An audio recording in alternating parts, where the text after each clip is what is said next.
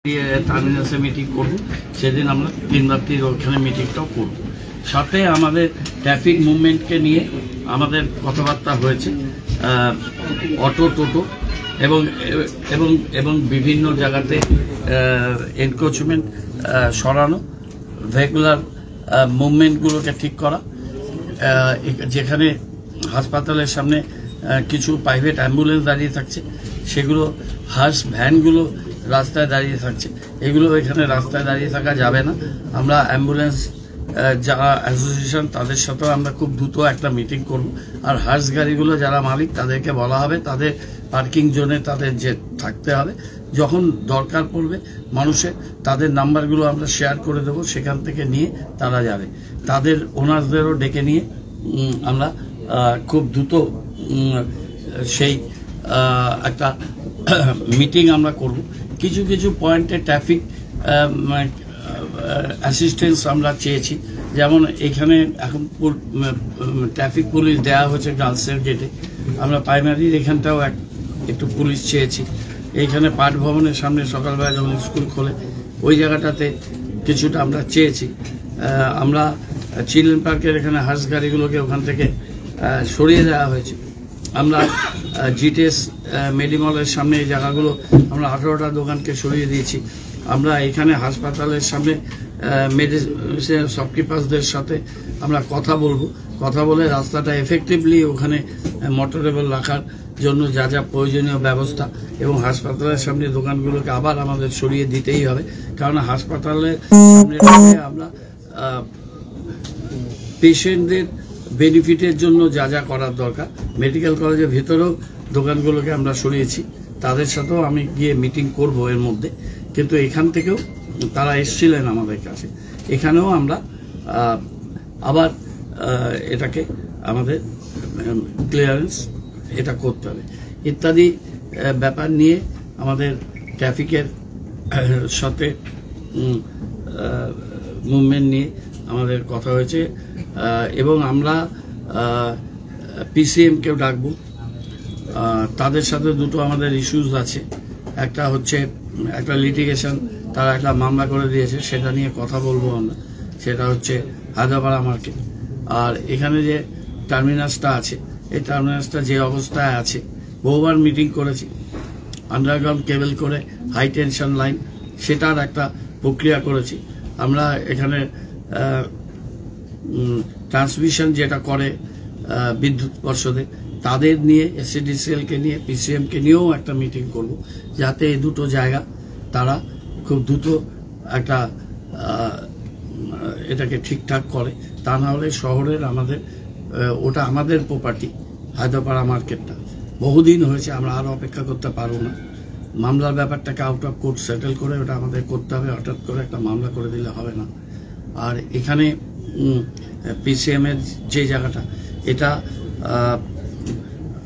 ঠিকঠাক করা, বহুবার লাস্ট 3 বছর ধরে লাগাতার তাদের সাথে মিটিং করেছে, অসংখ্যবার তাদের স্পেসে গেছে, কিন্তু কোনো ফ্রুটফুল কিছু এখনো পর্যন্ত হয়নি। সেটা যাতে হয় সেটা নিয়ে আবার মিটিং করব। এবার একটা টাইম বাউন্ড প্রোগ্রাম তাদের সাথে আমরা করতে চাই, যাতে এই বিষয়গুলো খুব দ্রুত এবং একটা গ্রহণযোগ্যভাবে এই কাজগুলো করা যায়। শিলিগুড়ির সাথে এই কাজগুলো করতে হবে, সেইটা নিয়ে আজকে আমাদের এই মিটিংগুলো হলো। এখন আমরা ডিঙ্গি নিয়ে একটা মিটিংটা করব, অন্যান্য বিষয় নিয়ে হেলথ রিলেটেড ইস্যুসগুলো নিয়ে মিটিংটা করছি, সেই মিটিংটা আমাদের পরে। ছোট রাস্তাগুলোতে ওয়ান ওয়ে করার কি কোনো প্ল্যান? সেটা তো ট্রাফিক করবে কিছু কিছু জায়গা।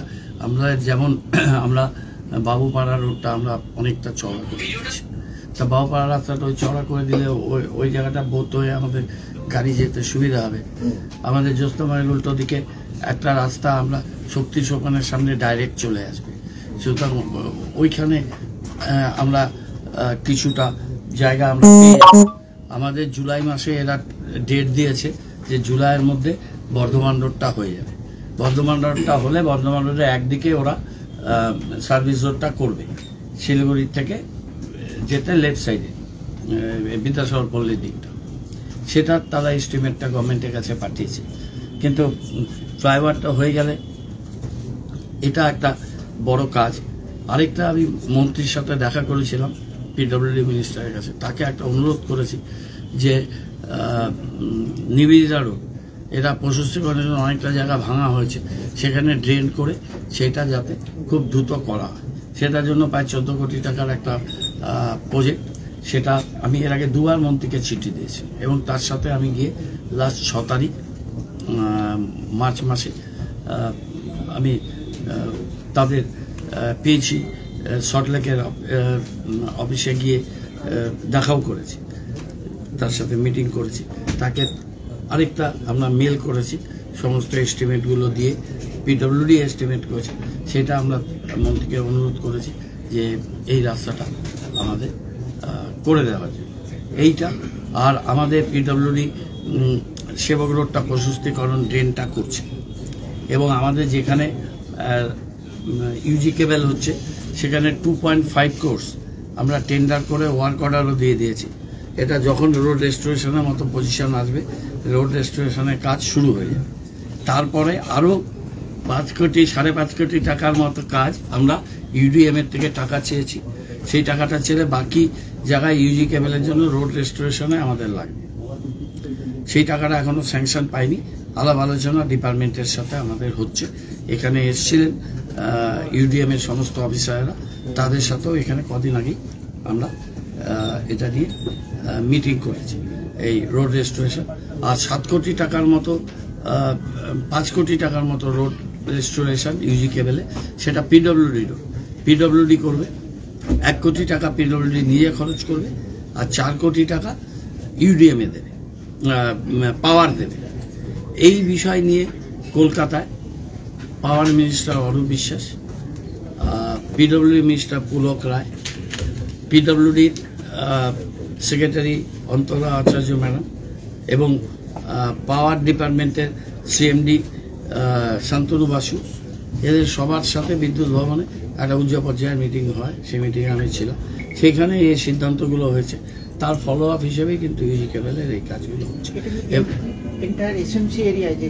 যেখানে এখন কাজ হচ্ছে এটা 17টা ওয়ার্ডে কাজ হচ্ছে, কম বেশি বোধহয় 250 কিলোমিটার বা আরেকটু বেশি হবে এটা।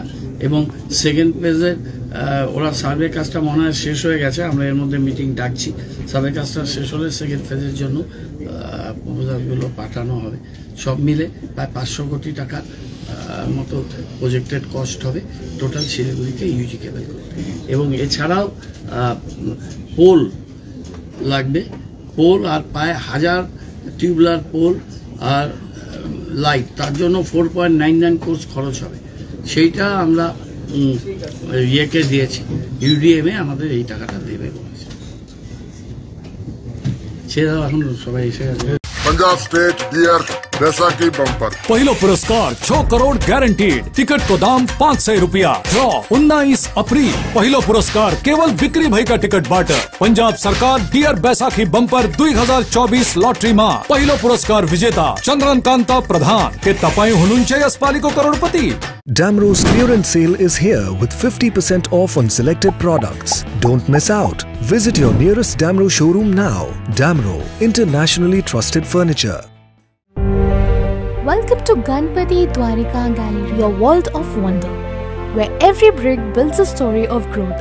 With innovative design and world-class amenities, it's a space set to redefine business success. Ganpati Dwarika Gallery, coming soon to Siliguri.